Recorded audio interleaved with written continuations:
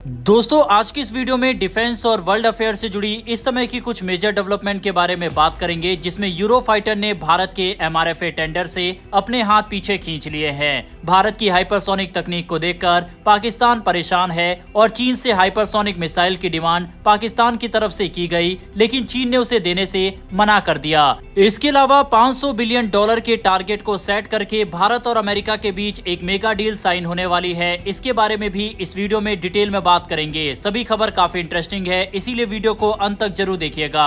भारत की वायुसेना के लिए 114 advance multi role fighter jets खरीदने की योजना, जिसे हम MRFA यानी multi role fighter aircraft program के नाम से जानते हैं, अब तक सिर्फ एक योजना ही बनी हुई है। इस डील को लेकर न सिर्फ डिफेंस एक्सपर्ट सरकार की आलोचना कर चुके हैं, बल्कि अब तो डिफेंस कंपनियां भी इस प्रोजेक्ट से अपना ध्यान हटा रही है। अब यूरोफाइटर कंसोर्शियम ने साफ कर दिया है कि भारत की तरफ से अब तक कोई ठोस कदम नहीं आया है, इसीलिए अब वे अपने प्रयास भारत से हटाकर दूसरे देशों की ओर मोड़ रहे हैं। MRFA प्रोग्राम भारत की वायुसेना की सबसे बड़ी डिफेंस डील में से एक मानी जा रही थी। इसका मकसद था भारतीय वायुसेना की घटती फाइटर स्क्वाड्रन को फिर से मजबूत करना। पुराने MiG-21 जैसे फाइटर जेट्स पुराने हो रहे हैं और चीन पाकिस्तान जैसे दुश्मनों के बढ़ते खतरे को देखते हुए भारत को नई पीढ़ी के फाइटर जेट की जरूरत है। सालों पहले इस पर काम शुरू हुआ था, लेकिन अब तक सरकार की तरफ से रिक्वेस्ट फॉर प्रपोजल यानी RFP तक जारी नहीं किया गया है। यूरोफाइटर कंसोर्शियम, जो कि यूरोफाइटर टाइफून बनाता है, भारत के इस MRFA टेंडर में एक बड़ा दावेदार था। इस जेट की गिनती दुनिया के सबसे एडवांस और मल्टी रोल फाइटर एयरक्राफ्ट में होती है, लेकिन अब यूरोफाइटर के CEO का बयान आया है, भारत से कोई ठोस अपडेट नहीं आया, इसीलिए अब हमारा फोकस दूसरे देशों पर है। अब कंपनी अपना ध्यान ऑस्ट्रिया, ग्रीस, पोलैंड, पुर्तगाल, सऊदी अरेबिया और तुर्की जैसे देशों पर केंद्रित कर रही है। इन देशों में यूरोफाइटर टाइफून के लिए डिमांड बनी हुई है और सबसे जरूरी बात यह है कि ये देश डिफेंस डील्स में देरी नहीं करते। अब सवाल उठता है, भारत इतना समय क्यों ले रहा है? इसके पीछे कई वजह है। पहला, तेजस मार्क 2 और अन्य देसी विकल्पों का मूल्यांकन। सरकार अब ये सोच रही है कि विदेशी जेट्स लेने की बजाय अपने ही देश में बने फाइटर जेट्स को प्राथमिकता दी जाए। इससे आत्मनिर्भर भारत की नीति को बढ़ावा मिलेगा। दूसरा, बजट और रणनीतिक प्राथमिकताएं। हर साल डिफेंस बजट सीमित होता है, ऐसे में सरकार तय करती है कि किस सेक्टर को पहले पैसा दिया जाए, नौसेना, सेना या वायुसेना। तीसरा, जियोपॉलिटिकल समीकरण। अमेरिका, फ्रांस, रूस सभी अपने जेट्स भारत को देना चाहते हैं, लेकिन इनमें से किसे चुना जाए ये फैसला लेना आसान नहीं है। वहीं जब तक RFP जारी नहीं होता, तब तक कोई भी कंपनी भारत के हिसाब से अपना प्रस्ताव तैयार नहीं कर सकती। अब दोस्तों, समस्या की बात यह है कि अगर हम देसी फाइटर जेट पर भी फोकस करते हैं, तो तेजस फाइटर जेट की स्पीड भारतीय सेना में शामिल होने की कोई बहुत तेज नहीं है। अभी तक भारत को तेजस मार्क 1A की डिलीवरी भी शुरू नहीं हो पाई है। डिफेंस मार्केट आज बहुत तेजी से बदल रहा है। जो देश जल्दी फैसला लेते हैं, उन्हें आधुनिक हथियार पहले मिल जाते हैं। यूरोफाइटर कंसोर्शियम की भारत से नाराजगी ये दिखाती है कि देरी करने वाले देश अब उनकी प्राथमिकता नहीं रह जाते। इसका नुकसान यह है कि अगर भारत कभी फ्यूचर में इन कंपनियों से फाइटर जेट्स लेना चाहे, तो शर्तें पहले जैसी नहीं रहेगी, ना कीमत, ना डिलीवरी, ना टाइम। हालांकि यहाँ पर बता दे कि भारत यूरोफाइटर टाइफून में कोई बहुत ज्यादा इंटरेस्टेड नहीं था और भारत इसकी तरफ भी नहीं देख रहा, लेकिन कंपनी की तरफ से दिया गया ये बयान दिखाता है कि भारत कितना डिले कर रहा है। जब भारत ने राफेल खरीदा था, उस समय राफेल को किसी भी देश से बड़े ऑर्डर नहीं मिले थे, लेकिन उसके बाद लगातार UAE, ग्रीस और अन्य देशों से कई ऑर्डर फ्रांस को मिल चुके हैं। अब अगर भारत अतिरिक्त राफेल भी खरीदने जाता है, तो भी भारतीय सेना में आने में इसे और समय लगेगा। इसके अलावा रूस दूसरा ऑप्शन है, लेकिन रूस इस समय युद्ध में है, इसीलिए वह कितनी तेजी से सप्लाई कर सकता है फाइटर जेट की, ये भी नहीं पता।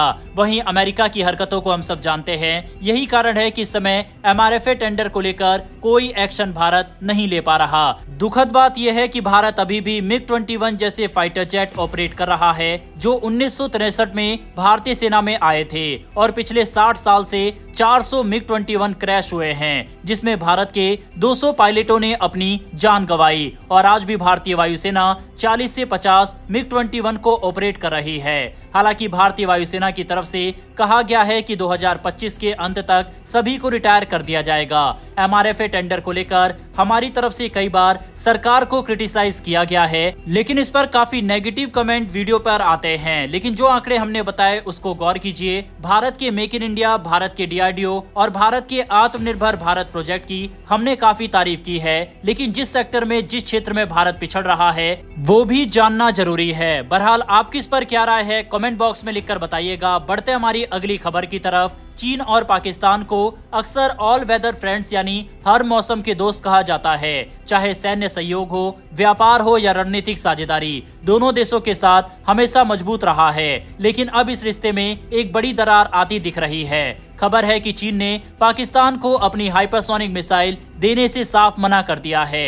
पाकिस्तान न सिर्फ मिसाइल खरीदना चाहता था, बल्कि चाहता था कि चीन उसे टेक्नोलॉजी ट्रांसफर भी करे ताकि वह अपने देश में ये मिसाइलें बना सके। लेकिन चीन ने दो टूक जवाब दे दिया, नहीं। सबसे पहले ये समझिए कि पाकिस्तान को हाइपरसोनिक मिसाइल की जरूरत क्यों है। भारत पिछले कुछ सालों से अपनी मिसाइल टेक्नोलॉजी पर लगातार काम कर रहा है। DRDO ने हाइपरसोनिक टेक्नोलॉजी डेमोन्स्ट्रेटर व्हीकल यानी HSTDV का सफल परीक्षण किया है। ये एक ऐसी मिसाइल तकनीक है जो 6000 किलोमीटर प्रति घंटे से भी तेज उड़ सकती है, यानी मैक 5 से ऊपर। ऐसी मिसाइलें इतनी तेज होती है कि आम एंटी मिसाइल डिफेंस सिस्टम उन्हें रोक नहीं पाते। अब पाकिस्तान को डर है कि अगर भारत के पास ऐसी मिसाइलें आ गई तो उसका पारंपरिक हथियारों से मुकाबला करना मुश्किल हो जाएगा। इसी वजह से पाकिस्तान चाहता है कि उसे भी हाइपरसोनिक टेक्नोलॉजी मिले ताकि वह भारत के बराबर आ सके। पाकिस्तान ने चीन से उम्मीद लगाई थी क्योंकि चीन ने खुद DF-17 नाम की हाइपरसोनिक मिसाइल बना रखी है। ये मिसाइल ग्लाइड व्हीकल के जरिए हाइपरसोनिक स्पीड से हमला कर सकती है और अमेरिका तक को टेंशन में डाल सकती है। पाकिस्तान चाहता था कि चीन ये मिसाइल उसे दे और साथ में टेक्नोलॉजी ट्रांसफर यानी TOT भी करे, जिससे पाकिस्तान इसे खुद बनाना शुरू कर दे। लेकिन चीन ने ये मांग ठुकरा दी, साफ कहा कि हमारी हाइपरसोनिक मिसाइल एक्सपोर्ट के लिए मंजूर नहीं है और अभी तक उसका कोई एक्सपोर्ट वर्जन भी तैयार नहीं है। वहीं रिसेंट कॉन्फ्लिक्ट के दौरान जिस तरह से भारत ने चीन की advance air to air missile PL-15E को रिकवर किया है, इसके बाद चीन और भी आनाकानी करेगा अपने एडवांस हथियारों को पाकिस्तान को देने के लिए। इससे पहले पाकिस्तान के डिफेंस मिनिस्टर की तरफ से ये भी बताया गया कि J-35 5th generation fighter jet को लेकर भी कोई बातचीत चीन से नहीं हुई है। बढ़ते हैं आज की अंतिम खबर की तरफ, जो कि अमेरिका से आ रही है। भारत और अमेरिका दुनिया की दो सबसे बड़ी अर्थव्यवस्थाएं हैं। दोनों के बीच हर साल लगभग 200 अरब डॉलर का व्यापार होता है। अब दोनों देश एक मिनी ट्रेड डील यानी सीमित व्यापार समझौते की तैयारी में है, जिसे 9 जुलाई से पहले फाइनल करना है। अब इसको लेकर डोनाल्ड ट्रंप की तरफ से कहा गया है कि भारत और अमेरिका के बीच एक बड़ी ट्रेड डील होने जा रही है। वहीं दोनों देशों के बीच बायलैटरल ट्रेड को $500 बिलियन तक ले जाने का टारगेट भी सेट किया गया है। अब ये देखना इंटरेस्टिंग रहेगा कि जब ये डील साइन होगी तब अमेरिका भारत की कौन कौन सी शर्तों को मानता है और भारत अमेरिका की कौन कौन सी बातों को मानता है। बहरहाल दोस्तों, इस वीडियो में इतना ही। इन तीनों खबरों पर अपनी राय कमेंट बॉक्स में लिखकर बताइएगा। हमें सपोर्ट करने के लिए नीचे दिए गए सब्सक्राइब बटन को प्रेस कर बेल आइकन को जरूर दबा लें। फिर मिलेंगे ऐसी एक नई वीडियो के साथ। धन्यवाद। जय हिंद, जय भारत।